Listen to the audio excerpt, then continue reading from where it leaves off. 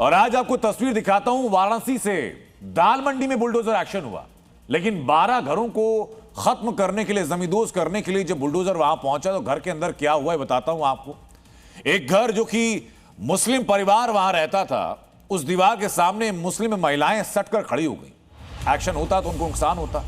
कार्रवाई कुछ देर के लिए रोकनी पड़ी। वहां क्या हुआ, कार्रवाई क्यों रुकी और उसके बाद क्या हुआ, यह आपको ग्राउंड रिपोर्ट के जरिए दिखाते हैं।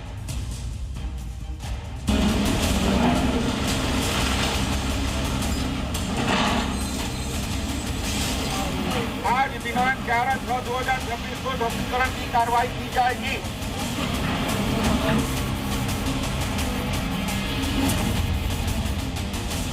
वाराणसी के दालमंडी इलाके में बीते 5 महीनों में ध्वस्तीकरण की कार्रवाई जारी है। अब तक 132 मकानों को बुलडोज और हथौड़े से जमींदोज किया जा चुका है, मगर आज प्रशासन की मशीनरी को कुछ महिलाओं के आगे झुकना पड़ा। महिलाएं अग्रेसिव नजर आ रही हैं और इसी वजह से अब पोकलैंड को पीछे हटना पड़ रहा है। दाल मंडी गली में सुरक्षा के कड़े इंतजाम के बावजूद लगातार यहां पर ध्वस्तीकरण की कार्रवाई जारी है और उसके बीच महिलाओं का विरोध यहां पर भारी पड़ा और अब जो है पोकलैंड को यहां से पीछे किया जा रहा है। जिस मकान को तोड़ा गया है अब उसको जो है अब इसी तरीके से छोड़कर अब आगे बढ़ते हुए ये पोकलैंड नजर आ रहा है। आज दाल मंडी में 12 मकानों को ध्वस्त करना था। टास्क बड़ा था, लिहाजा 5 बुलडोजर और पोकलैंड मशीनें मंगाई गई जो एक एक करके घरों को ध्वस्त कर रहे थे। लेकिन एक घर में मौजूद 2 मुस्लिम महिलाओं ने मोर्चा खोल दिया, अपने घर की दीवार के साथ खड़ी हो गई। थोड़ी देर के लिए बुलडोजर को रोकना पड़ा, क्योंकि अगर पोकलैंड मशीन आगे बढ़ती, दीवार गिराई जाती तो महिला उसकी चपेट में आ जाती। हालांकि ऐसे किसी हालात के लिए वाराणसी की पुलिस और प्रशासन मुस्तैद थे।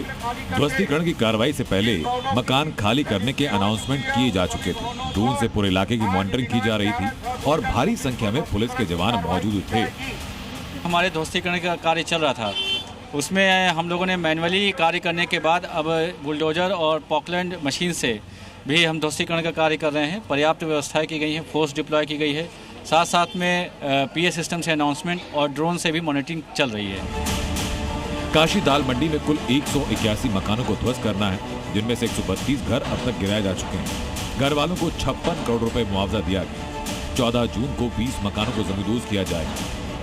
मैं दिखाता हूं आपको कि कैसे उत्तर प्रदेश में ट्रिपल स्ट्राइक की जा रही है। और इस ट्रिपल स्ट्राइक का उद्देश्य है, यह मकसद समझा जा रहा है कि 2027 में चुनावी हैट्रिक पूरी हो। चुनावी बिगुल बच चुका है, हैट्रिक की स्क्रिप्ट की तैयारी कर ली है, अपराधियों पर एनकाउंटर किया जा रहा है, बुलडोजर का लगातार एक्शन किया जा रहा है, तो हिंदुत्ववादी तेवर भी योगी आदित्यनाथ की और ज्यादा आक्रामक है। तो क्या यही ट्रिपल स्ट्राइक सियासी हैट्रिक की नींव बनने वाली है?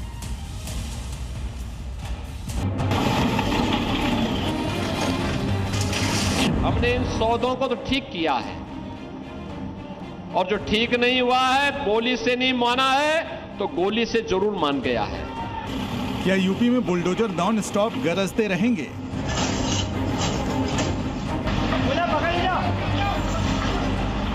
धड़ाधड़ एनकाउंटर होते रहेंगे और सीएम योगी सनातनी पिच पर खेलते रहेंगे? दरअसल यूपी में चुनावी काउंटडाउन शुरू हो चुका है और योगी आदित्यनाथ ने सत्ता में हैट्रिक के लिए ट्रिपल स्ट्राइक शुरू कर दी है। पहली स्ट्राइक एनकाउंटर, अपराधियों के खिलाफ धड़ाधड़ एनकाउंटर जारी है। पिछले 24 घंटे में यूपी के 6 अलग अलग हिस्सों में मुठभेड़ हुई।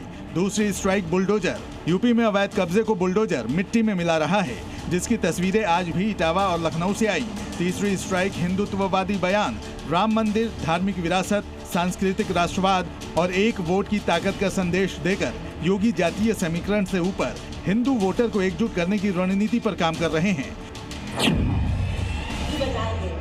मिशन 27 के लिए योगी का सबसे बड़ा हथियार लॉ एंड ऑर्डर है, यानी कानून का राज। और इस व्यवस्था को कोई चुनौती देता है तो योगी फोर्स उसका हिसाब बुलेट से करती है। 24 घंटों में सुल्तानपुर, संभल, शाहजहांपुर, फिरोजाबाद, मुजफ्फरनगर और बुलंदशहर में पुलिस की बदमाशों से कई मुठभेड़ हुई। छेड़खानी, लूट, वाहन चोरी, डीजल चोरी और फायरिंग जैसे मामलों में वांटेड अपराधियों को हाफ एनकाउंटर के बाद दबोचा गया।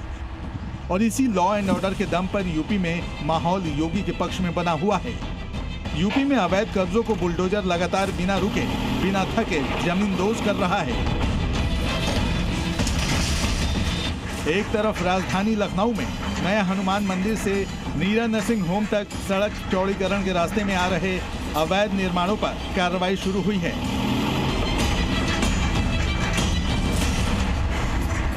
तो इटावा में वन विभाग ने अवैध मजार को मिट्टी में मिला दिया।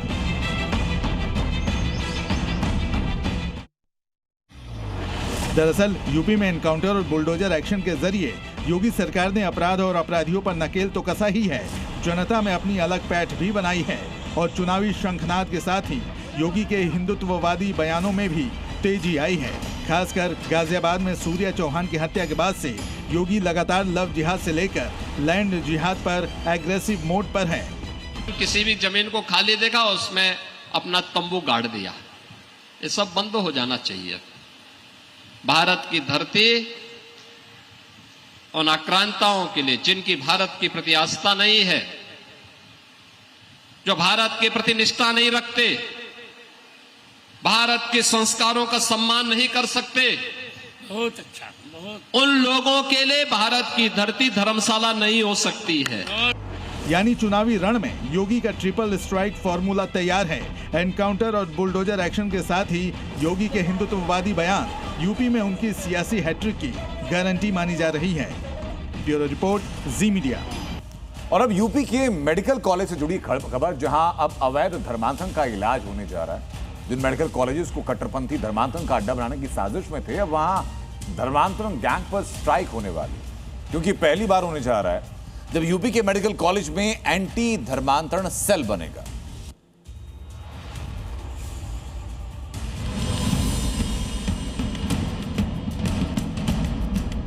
यूपी के मेडिकल कॉलेजों में जो धर्मांतरण का खेल खेला जाता था, जिसमें हिंदू बेटियों को फंसाया जाता था, रमेश जैसे धर्मांतरण गैंग की न जाने कितने और सूत्रधार मौजूद थे, उन सभी पर अब यूपी में बड़ी स्ट्राइक हो गई है, क्योंकि अब मेडिकल कॉलेज में धर्मांतरण के खेल की जड़ें काटने का काम शुरू हो चुका है। यूपी के मेडिकल और डेंटल कॉलेज में अब धर्मांतरण से जुड़े मामलों की रोकथाम के लिए कड़े कदम उठाए गए, जिसमें खास निगरानी की व्यवस्था बनाई जाएगी और धर्मांतरण रोकथाम सेल बनाए जाएंगे। खुद इसके गठन का आदेश राज्यपाल आनंदीबेन पटेल ने दिए हैं। मेडिकल कॉलेज खासतौर पर केजीएमयू में पिछले दिनों बड़े धर्मांतरण रैकेट का पर्दाफाश हुआ था, जिसके बाद कई और मेडिकल कॉलेजों में भी इसकी शिकायत मिली थी। यही वजह है कि अब धर्मांतरण गैंग पर स्ट्राइक की शुरुआत हो चुकी है।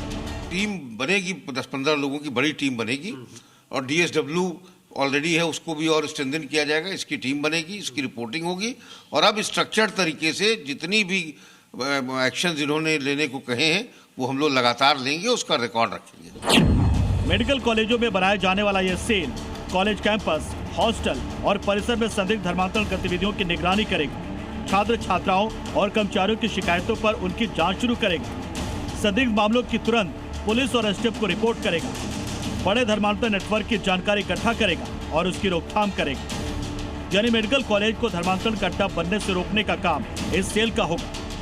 अब जबकि इस सेल बनने जा रहा है तो मौलाना दबिश जुबान में हामी तो भर रहे हैं, लेकिन निष्पक्ष जांच की बात भी कर रहे हैं कि दो लोगों में अगर गुफ्तगू हो रही है, अल्फाज से समझा जाता है, आदतों से समझा जाता है।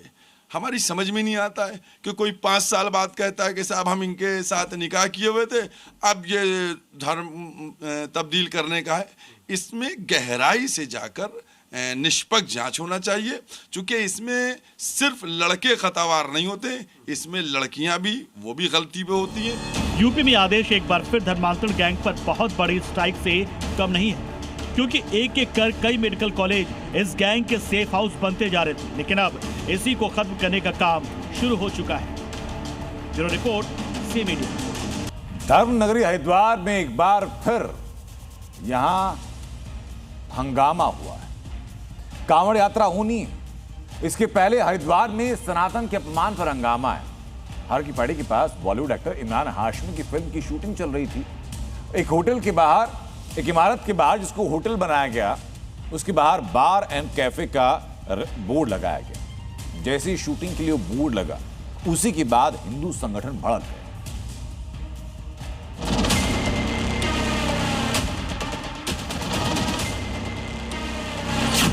हरिद्वार में पहले बिरयानी के स्टिकर पर हंगामा,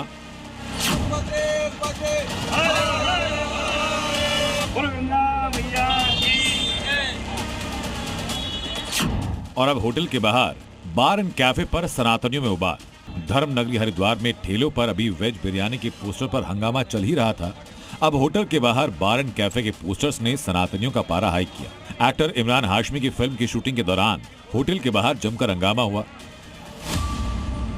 ये तस्वीरें हैं हरिद्वार के हर की पैड़ी की, जहां एक होटल में इमरान हाशमी की फिल्म की शूटिंग चल रही थी, मगर होटल के बाहर बार एंड कैफे के एक पोस्टर ने हंगामा खड़ा कर दिया। इस दौरान हिंदू संगठनों ने अभिनेता इमरान हाशमी की टीम के साथ कहासुनी की, पोस्टर को धर्मनगरी की मर्यादा के खिलाफ बताया, हंगामा की। उस फिल्म की शूटिंग को रोक दिया जो हरिद्वार की पवित्रता को खराब कर रहे थे, यहाँ के तीर्थ की मर्यादा को खराब कर रहे थे। काफी समय तक हर की पैड़ी पर हंगामा चलता रहा, जिसके बाद पुलिस ने पोस्टर को हटवाकर हिंदू संगठन के कार्यकर्ताओं को शांत कराया।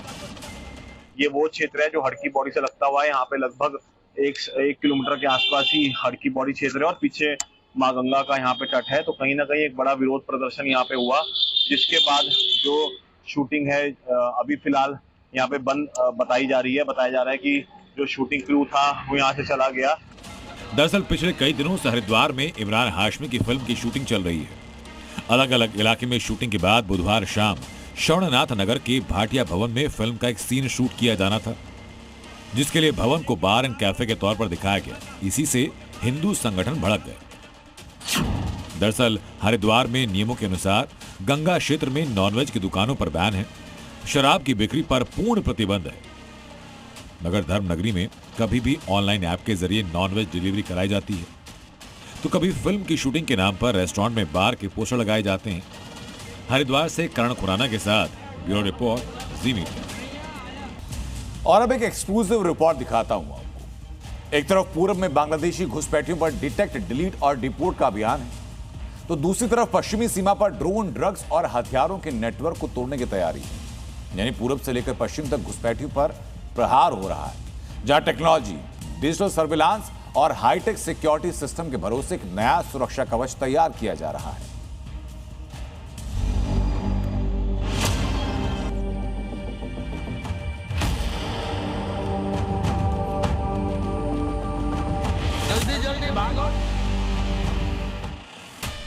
एक तरफ पश्चिम बंगाल में अवैध बांग्लादेशी घुसपैठियों के खिलाफ डिटेक्ट, डिलीट और डिपोर्ट का अभियान, तो दूसरी तरफ पाकिस्तानी सीमा पर ड्रोन के जरिए भेजे जा रहे हथियारों और नशे के नेटवर्क को तोड़ने की तैयारी।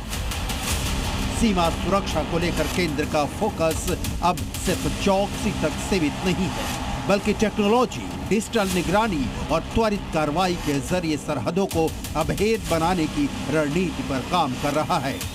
बांग्लादेश की सीमा पर बवाल की ये तस्वीरें मेघालय से आई थी, जहां बांग्लादेशी घुसपैठियों को बीएसएफ ने जब पकड़कर बांग्लादेश बॉर्डर गार्ड्स के हवाले किया, तब उन्होंने बांग्लादेशी घुसपैठियों को अपना नागरिक मानने से ही इनकार कर दिया।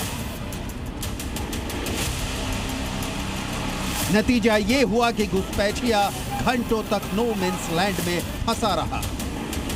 भारत उसे वापस भेज रहा था और बांग्लादेश उसे स्वीकार नहीं कर रहा था, लेकिन आखिरकार करीब 20 घंटे बाद बांग्लादेश को झुकना पड़ा और पूरा ड्रामा खत्म हुआ। ये तस्वीर सिर्फ एक शख्स की नहीं, बल्कि पूरब में अवैध घुसपैठ के खिलाफ चल रहे बड़े अभियान की कहानी बयान करती है, जिसके खिलाफ पश्चिम बंगाल की शुभेंदु सरकार ने सबसे बड़ा अभियान छेड़ रखा है। जब से बंगाल में शुभेंदु सरकार बनी है, तब से अब तक 4,800 से ज्यादा अवैध बांग्लादेशियों को वापस भेजा जा चुका है और 800 से ज्यादा घुसपैठिए अभी भी होल्डिंग सेंटर में हैं, जिनकी डिपोर्टेशन प्रक्रिया जारी है। शुभेंदु सरकार का फोकस साफ है, पहले पहचान, फिर फर्जी दस्तावेजों की जांच और उसके बाद कानूनी प्रक्रिया के तहत डिपोर्टेशन। यही वजह है कि सीमा पार से अवैध तरीके से भारत में घुसकर रहने वालों के बीच बेचैनी बढ़ गई है। कई इलाकों में सत्यापन अभियान के बाद बड़ी संख्या में लोग रडार पर आए हैं, जिससे सीमा पर तनाव की स्थिति बनी हुई है। हालात को देखते हुए सीमा पर निगरानी पहले से भी ज्यादा सख्त कर दी गई है। फेंसिंग, पेट्रोलिंग और तकनीकी सर्विलांस के जरिए घुसपैठ के रास्तों पर दबाव बढ़ाया जा रहा है। एक तरफ सीमा पर घुसपैठियों के खिलाफ एक्शन हो रहा है तो दूसरी तरफ ड्रग और हथियार तस्करों पर कार्रवाई जारी है। पाकिस्तान की सरहद से आने वाले ड्रोन जो कभी ड्रग्स गिराते हैं तो कभी हथियार और गोला बारूद, अब ऐसे ड्रोन नेटवर्क पर शिकंजा कसने के लिए गृह मंत्रालय ने स्मार्ट प्लान तैयार कर लिया है, जिसके तहत पश्चिमी सीमा पर hitech smart border security grid लागू किया जाएगा। ड्रोन से होने वाले हथियार और नशे की तस्करी रोकने के लिए एंटी ड्रोन सिस्टम तैनात होंगे।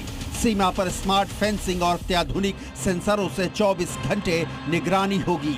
सभी लैंड पोर्ट्स को एकीकृत लैंड पोर्ट मैनेजमेंट सिस्टम यानी LPMS से जोड़ा जाएगा,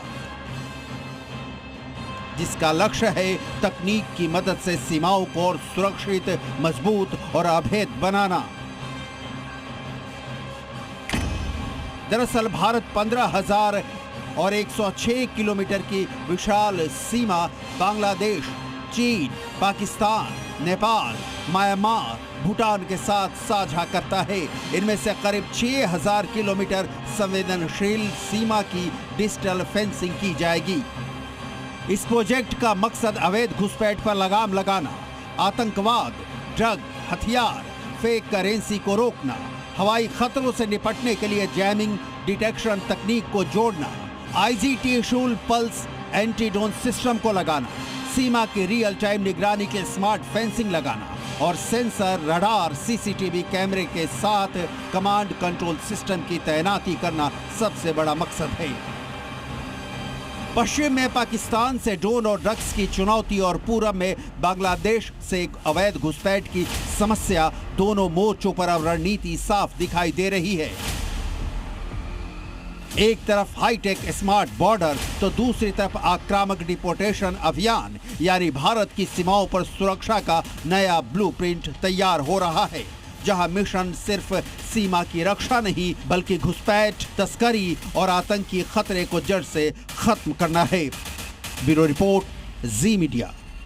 बंगाल में जहां घुसपैठियों के खिलाफ एक्शन जारी है तो ममता बनर्जी की पार्टी TMC के अंदर भी तूफान है। पहले विधायकों ने अलग गुट बनाया, अब सांसदों ने दावा ठोका। अब उनके खासम खास यानी ममता के खासम खास कल्याण बनर्जी ने दीदी को चुनौती दी थी। जब जी मीडिया ने उनसे बात की तो उन्होंने कहा कि दीदी या तो अभिषेक बनर्जी को चुन लें या फिर उन्हें चुन लें। कमेंट करবেন না অত পিন নন আপনারা। জয় বাংলা, আরে জয় বাংলা। জোর শুভেন্দু, জোর শুভেন্দু, জোর শুভেন্দু, জোর শুভেন্দু। कल्याण बनर्जी ने TMC सुप्रीमो ममता बनर्जी को सीधे सीधे धमकी दे डाली, जिन्हें उससे खास बातचीत के दौरान अभिषेक बनर्जी के खिलाफ मोर्चा ही खोल बैठे और कहा, दीदी मुझे या अभिषेक में से किसी एक को चुन ले। कल्याण बनर्जी ने अपनी दीदी को अल्टीमेटम दे दिया। अरे আমি কি এমপ্লয়ি নাকি? জানে আমার স্ট্যাটাস কলকাতা হাইকোর্টে কি আছে? তুমি ক্যামাক স্টিলের বস হতে পারো, তুমি পশ্চিম বাংলার বস নও। জানে জুডিশিয়ারিতে আমার রেসপেক্ট কতটা রয়েছে? এত অ্যারোগেন্ট কেন? কি চুরি করেছি আমি? কিন্তু আমার চোর চোর শুনতে চোর জন্য। দিদি যদি না বুঝতে যায় ইটস ফাইন, দিদি বুঝলে that is also super fine. ডাইরেক্টকে ফোন করেছিল, ডাইরেক্টকে বলে দিয়েছি, ডাইরেক্ট দিদির সঙ্গে কথা বলতে। কি বলেছেন?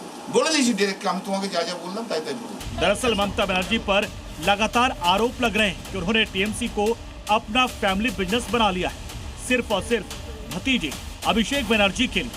यही आरोप उनके खासम खास कल्याण बनर्जी भी लगा रहे हैं। मेरा साथ ब्लड रिलेशन नहीं है, अभिषेक बनर्जी का साथ ब्लड रिलेशन है, ठीक है। दीदी का अभी सोचना होगा, जिस लोग का साथ ब्लड रिलेशन नहीं है, जो लोग 35-40 बरस दीदी का साथ काम करते हैं, दीदी उन लोग को नहीं चलेगा, नहीं जिसका साथ ब्लड रिलेशन है उनको लेके चलेगा। दीदी को यही भी समझाना होगा। रिपोर्ट्स के मुताबिक ममता बनर्जी की पार्टी में बड़ी टूट हो चुकी है। 2 दिन पहले तक ममता बनर्जी के लिए आवाज उठाने वाली सायोनी घोष मीडिया के कैमरे से बचती फिर रही, कैमरे का सामना नहीं करना चाहती। टीएमसी के 52 विधायक अलग गुट बना चुके हैं। वहीं लोकसभा के 18 सांसद अलग खेमा तैयार कर चुके हैं। वहीं टीएमसी के 3 राज्यसभा सांसद भी दीदी का साथ छोड़ चुके हैं। इस बीच टीएमसी नेता प्रतिभा मंडल कैमरे के सामने आई और दावा किया कि वो दीदी को छोड़कर कहीं नहीं जा रही। मैंने कहीं नहीं गई हूँ, मैं कलकत्ता में हूँ और जो लोग ये झूठा खबर फैल रहे हैं मैं उसको बोल रही हूँ। आपका पास अगर 20 सांसद है, 2-3 दिन से एक खबर चल रहा है, तो मैं बोल रही हूँ आप क्यों मीडिया में ये आपका लेटर में सभी लोगों का साइन करा वो पिक्चर और पेपर क्यों नहीं निकल रहे? सवाल कि टीएमसी में चल क्या रहा है? क्या सचमुच ममता बनर्जी का अभिषेक मोह पार्टी को बर्बाद कर रहा है? तमाम सवालों का जवाब मिलना अभी बाकी है। Bureau report, C media. Bengal में भ्रष्टाचारियों और कटमनीबाजों के खिलाफ एक्शन कैसे हो रहा है? पुलिस कैसे एक एक अपराधी को पकड़ रही है और जनता कैसे अंडे बरसा रही है? इसके साथ टीएमसी के घोटाले और बम कल्चर की पोल खुल रही है। स्कूलों के अंदर कैश मिल रहा है, क्लब में चॉकलेट बम मिल रहे हैं। टीएमसी के अवैध खेल की पोल खोलती हुई रिपोर्ट आपको देखनी चाहिए।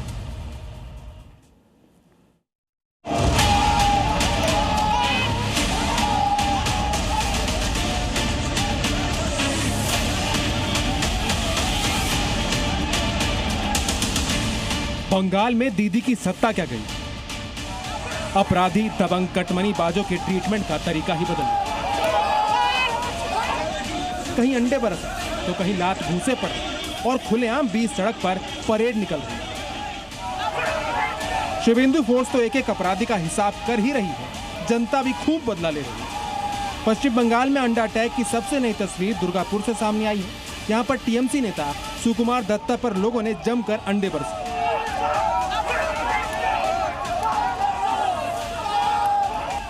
तस्वीरें दुर्गापुर के न्यू टाउनशिप पुलिस स्टेशन की है।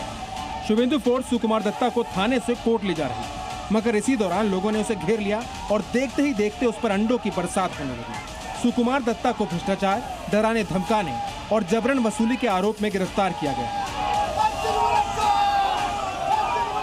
बंगाल में यह पहली बार नहीं जब किसी टीएमसी नेता पर अंडे पड़े थे, मगर ऐसा क्यों हो रहा है? टीएमसी राज से लोग इतना क्यों परेशान थे, इसकी तस्वीर भी देख लीजिए। जैसे स्कूल में बच्चों की कॉपी किताबें होनी चाहिए, वहाँ करोड़ों का कैश मिल रहा है और क्लबों में चॉकलेट बम और सरकारी राहत सामग्री मिल रही है। यानी बंगाल का निजाम बदलते ही टीएमसी राज में हुए भ्रष्टाचारों की कलई खुल रही है। ये तस्वीरें बंगाल के उत्तर 24 परगना जिले के कंचरपाड़ा के एक स्कूल की, जहाँ से 1,77,000 रुपए नकद कैश मिला। इतना ही नहीं, स्कूल में बने सिक रूम की तस्वीरें देख आप हैरान रह जाएंगे। कमरे की अलमारी का दरवाजा खोलकर देखा गया तो लोग हैरान रह गए। यहाँ पर आपत्तिजनक सामान रखा था जो किसी स्कूल के सिक रूम में हो ही नहीं सकता। हॉर्नेट इंग्लिश मीडियम नाम के इस स्कूल की दूसरी मंजिल का पुलिस ने एक कमरा खोला तो नोटों के बंडल देख पुलिस वाले भी हैरान थे। जो स्कूल के दरवाजे पर खड़ा हुआ है वो हॉर्नेट इंग्लिश मीडियम स्कूल। ये स्कूल से 1,77,000 रुपया बरामद हुआ है। सिर्फ ये रुपया नहीं, ये रुपया के साथ ये स्कूल से एक घर, जो घर दिखा गया है, उस घर में बहुत सारे कुछ चीज़ थे। एकदम जो 5 स्टार होटल का माफिक जो घर होता है वो घर थे। वो घर में बेड थे और बिस्ना बिस्तर जो लगता है वो सब कुछ थे। और अब बात लॉरेंस और उसके गैंग की, जिसने आज 2 बड़ी वारदातों को अंजाम दिया और दिल्ली से लेकर हरियाणा तक दहशत फैलाई। इनमें निशाने पर एक बार फिर सलमान के करीबी आए। पंजाबी सिंगर हैं गुरु रंधावा। गुरु रंधावा को टारगेट बनाते हुए फायरिंग की गई। धमकी दी गई कि सलमान के साथ जो दोस्ती करेगा अंजाम यही होगा।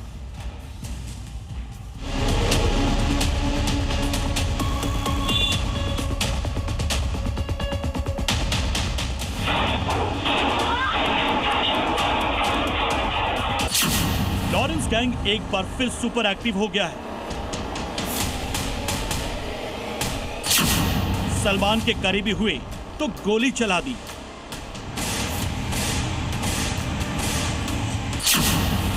हरियाणा में तो दिन दहाड़े मर्डर कर डाला। दिन एक, लेकिन 2 अलग अलग जगहों पर लॉरेंस गैंग के शूटर्स की फायरिंग से दहशत मच गई। जहां एक तरफ दिल्ली में गुरु रंधावा के जिम के बाहर फायरिंग हुई तो दूसरी तरफ हरियाणा के हांसी में तो जिम संचालक को गोलियों से भून दिया गया। इन दोनों घटनाओं के पीछे लॉरेंस गैंग का हाथ है और बाकायदा ऑडियो जारी कर इसकी जिम्मेदारी भी ली जा रही है। सबसे पहले दिखाते कैसे अपने पुराने दुश्मन सलमान को एक और चुनौती लॉरेंस ने आज दी है। जिस जिम पर फायरिंग हुई वो पंजाबी सिंगर और एक्टर गुरु रंधावा का है और उनके जिम पर फायरिंग इसलिए कराई गई क्योंकि वो सलमान के करीबी हैं। बाकायदा इसके लिए वारदात के बाद सोशल मीडिया पर एक पोस्ट शेयर कर कुख्यात लॉरेंस गैंग ने इस हमले की जिम्मेदारी भी ली है। साथ ही गैंगस्टर हैरी बॉक्सर ने एक ऑडियो जारी कर सलमान का नाम भी लेकर गुरु रंधावा को जान से मारने की धमकी दी है। हमलावरों ने जिम पर कम से कम 7 राउंड गोलियां चलाई और वारदात को अंजाम देकर मौके से फरार हो गए। दिल्ली में पंजाबी स्टार के जिम पर फायरिंग हुई तो हांसी में तो सुबह सुबह लॉरेंस गैंग ने एक मर्डर को ही अंजाम दे दिया। तस्वीरें देखी, यह जिम ट्रेनर अपने जिम में लोगों के साथ सुबह सुबह वर्कआउट करवा रहा था। तभी हमलावर बाइक से आए और 10 राउंड फायरिंग कर दी। पीछे से जिम ट्रेनर को गोली मारी और फिर फरार हो गए। इसमें जिम ट्रेनर की मौके पर ही मौत हो गई तो वहीं पीछे एक्सरसाइज करती एक लड़की भी घायल हो गई। घटना के बाद इसकी जिम्मेदारी भी लॉरेंस बिश्नोई गैंग ने ले ली और गैंग की तरफ से गैंगस्टर हैरी बॉक्सर ने ऑडियो जारी कर दिया। अब पुलिस सभी पहलुओं पर गहनता से जांच कर रही है और हमलावरों की तलाश में जुटी है। Bureau report, C media. Pakistan के कब्जे वाले कश्मीर में जनरल मुनीर की आर्मी का कत्लेआम जारी है। निहत्थे भीड़ पर गोलियां बरसाई जा रही हैं, मगर अब पीओके की आवाम का बदला शुरू हो चुका है। मुनीर जिस हेलीकॉप्टर से प्रदर्शनकारियों को मारने के लिए हथियार भेज रहा है उसे खत्म कर दिया गया और पीओके की आवाम दिन रात आजादी की आवाज बुलंद कर रही है।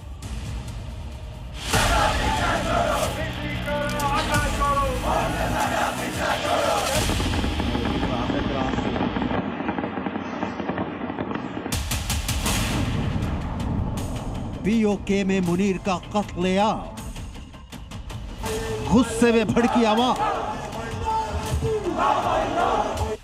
पाक सेना का हेलीकॉप्टर शॉट, जनता का बदला स्टार्ट। पाकिस्तान के कब्जे वाले कश्मीर में जनरल मुनीर ने अपने 18 कमांडो के साथ ये हेलीकॉप्टर भेजा था कत्लेआम मचाने के लिए, मगर इस MI-17 हेलीकॉप्टर का हश्र देखिए।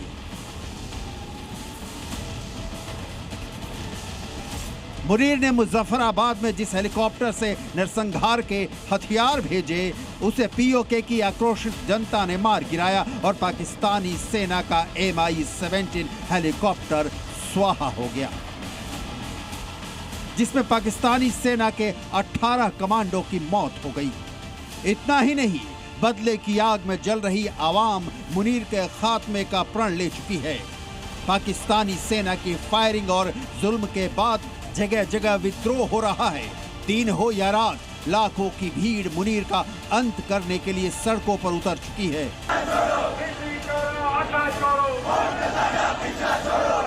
चारों तरफ पीओके की आजादी और जीतेंगे या मरेंगे के नारे गूंज रहे हैं। दरअसल पिछले 4 दिनों से पाकिस्तानी फौज पीओके में अपने ही लोगों पर गोलियां बरसा रही है। पीओके में अब तक 100 से ज्यादा लोगों की मौत हो चुकी है। GAC के नेताओं को गोली मारने के आदेश दिए गए हैं। ज्वाइंट अवामी एक्शन कमेटी पर प्रतिबंध पहले से है। अब JAC के नेताओं पर 1 करोड़ रुपए का इनाम रखा गया है। आंदोलन को पाकिस्तानी सरकार देशद्रोह और आतंकवाद कह रही है।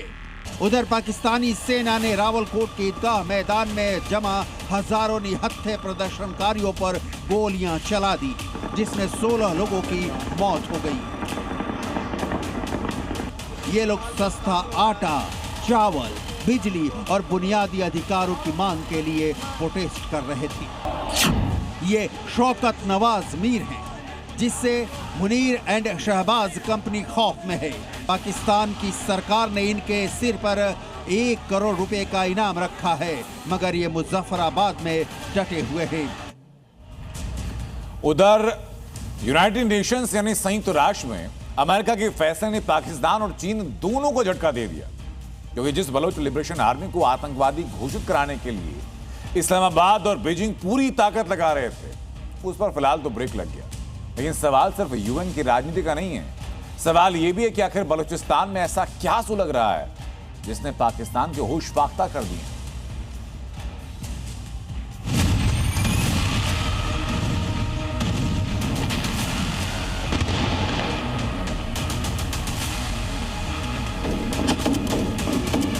बलूचिस्तान में लंबे वक्त से पाकिस्तान के खिलाफ बगावत की आग थी। पाकिस्तान की मुनीर आर्मी पर बलोच लड़ाके लगातार हमले कर रहे हैं। बलोचों की मार से पाकिस्तान तो परेशान है, साथ में परेशान है चीन भी, क्योंकि बलोचों के निशाने पर है उसका सबसे महत्वाकांक्षी प्रोजेक्ट CPEC। यही वजह कि बलोच लिबरेशन आर्मी को पाकिस्तान और चीन दुनिया के सामने आतंकी साबित करना चाहते हैं, मगर इन दोनों के इस प्लान को झटका लगा संयुक्त राष्ट्र से। पाकिस्तान और चीन ने बलोच लिबरेशन आर्मी और उसकी मजीद ब्रिगेड को यूएन में आतंकवाद प्रतिबंध सूची में डालने की कोशिश की, लेकिन अमेरिका ने इस प्रस्ताव को वहीं रोक दिया। अमेरिका का तर्क ये कि BLA को अलकायदा या आईसिस जैसे वर्ल्ड टेरर नेटवर्क से जोड़ने का कोई सबूत नहीं है। यानी पाकिस्तान और चीन के मंसूबों पर पानी फेरा अमेरिका ने, जबकि पाकिस्तान इस उम्मीद में था कि इतने वक्त तक जो उसने अमेरिका की चापलूसी की उसका फायदा मिलेगा। तो उधर जिनपिंग ने ट्रंप के बीजिंग दौरे पर जिस तरह उनकी बेइज्जती की, उसका बदला ट्रंप ने जिनपिंग से यूएन में लिया। अब सवाल ये कि बलूचिस्तान में ऐसा क्या हो रहा है कि चीन और पाकिस्तान दोनों बौखलाए हुए हैं? ऐसा क्या हो रहा है कि चीन और पाकिस्तान मिलकर के आतंक वाला दांव खेल रहे हैं? और आखिर बलूचिस्तान में विद्रोह की आग क्यों भड़कती जा रही है? बलूचिस्तान पाकिस्तान का सबसे बड़ा प्रांत, लेकिन सबसे ज्यादा उपेक्षित, जहां जमीन के नीचे गैस है, जहां जमीन के नीचे सोना है, तांबे की खदानें हैं, अरबों डॉलर की खनिज हैं, लेकिन बलोच के संसाधनों से पाकिस्तान भरता है तिजोरियां, जिससे विकसित होते हैं पंजाब और दूसरे प्रांत, जबकि बलूचिस्तान के हिस्से में आती है सिर्फ गरीबी, बेरोजगारी और दमन। पूरे बलूचिस्तान में जिसने अधिकारों की बात की वो या तो जेल भेज दिया गया या वो गायब हो गया। इसी दमन के खिलाफ उठी बलोच लिबरेशन आर्मी। बलूचिस्तान को अलग देश बनाने के लिए BLA ने हथियार उठाए। पाकिस्तानी सेना, पाकिस्तानी पुलिस के थाने, सरकारी ठिकाने और सुरक्षा प्रतिष्ठानों पर हमले लगातार जारी हैं, और इसलिए पाकिस्तान BLA को अलगाववादी नहीं, आतंकवादी मानता है। बलूचिस्तान सिर्फ पाकिस्तान के लिए नहीं, चीन के लिए भी टेंशन है, क्योंकि इसी जगह से चीन पाकिस्तान का आर्थिक गलियारा यानी CPEC गुजरता है। ग्वादर पोर्ट से लेकर सड़क, बिजली, इंफ्रास्ट्रक्चर में चीन ने भारी निवेश किया, लेकिन BLA इन परियोजनाओं को मानता है अपने संसाधनों की लूट, और इसलिए उसने कई बार इसको निशाना बनाया।